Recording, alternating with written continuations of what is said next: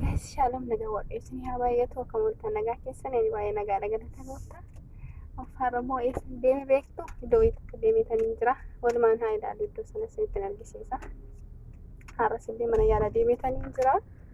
Yerootti deemu mana yaalaa geessanii jirtuna isinitti argisiisa mallee jechuudha. Kun ofirraa jira nagaan galinaan jedha.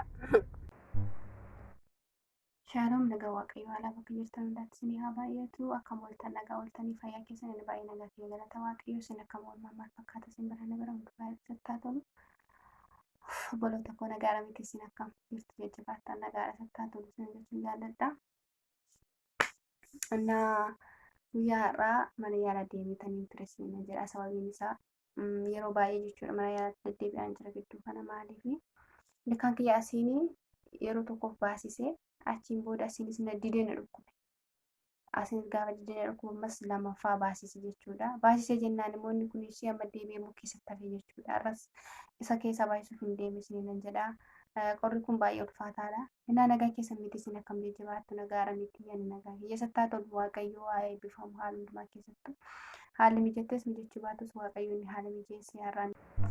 Naannoo isaa keessatti waaqayyo beekaadha jabaadha waaqayyo haala keenya hundaa hin mijeessa kan mijeessu nama mana haalli mijattes mijachuu baates waaqayyo nu mijeessa waliif haa kadhannu nan jedha. Innaa warri chaanaalii kiyyaadhaaf haala taatan sabiskiraayib laayik sheer koomentii gochuu hin dagatina baay'een isin jaalladha. Innaa waaqayyo nu haa gargaaru biyya namaa kana keessa harka isaa nurra qabee ayyaana isaa nuuf baay'isee nagaan nu haa baasisu jira obboloota koo aansikoonni guddaan isa kana sababiin isaa. Biyya namaa keessa amma jiraannutti amma jirrutti biyyaas maal akka ta'uuf jirru hin beeknu. Dhugaa dubbachuu jecha maal akka ta'uuf jirru ganaaf hundatti hin beeknu garuu waan amma taanii dabarre bichaa beekna. Dhiphina keessattis rakkina keessatti immoo yoo waaqayyo nama gargaara harka namaa qabe malee baay'ee ulfaataadha. Biyyi namaa kuni waaqayyo nama gargaaratti baay'ee ulfaataadha garuu waaqayyo nama gargaara bichaa darbuun jechuudha. Qorumsi baay'eetu jira. Waan hundumaa keessatti immoo waan nama miidhu baay'eetu jira. Achuma keessatti waaqayyo nu gargaare nu gaggeesse har'aan nu gahee eebbifamu.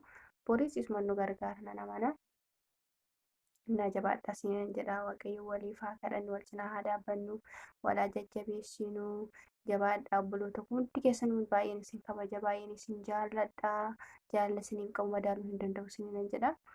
Innaa kanaaf sabiskiraayib illee naa gochuu hin dagatinaa isinan jedha walaa jajjabeessinu wal cinaa illee haa dhaabbannu isinan jedha.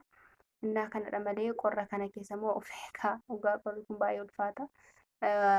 Gin namni akka kiyyaa ta'ee yoo jiraate ani qorri kun yagguufuu akka ammaa kana baay'ee na miidhallee hin jiru yeroo duraa jechuudha. Inuma qorra garuu akka ammaa kana miti. Amma garuu baay'ee jechuudha dhugaa waaqa qaamni kun hunduu nagaa argachuu hin dandeenye akka amma ani jiru kanatti egaa gooftaan beeka waaqayyoo nama hunduma isaa nu gargaara. Innaa jabaadhaa isinan jira obboloota koo gooftaan ayyaana isaa isinii haa baay'isu jabaadhaa gooftaan isin wajjinitti haa ta'u. Wal cinaa dhaabbannu walaa jajjabeessinu karaa hundumaatiinuu obboloonni chaanaalii keessan guddaas nu cina otoo dhaabbattanii otoo illee sheerii nuuf gootanii jaalala waaqayyoon isin gaafadha. Innaa jabaadhaa isinan jedha wajjumaatti mootummaa waaqayyoo haaluun keenya oolu guyyaa tokko.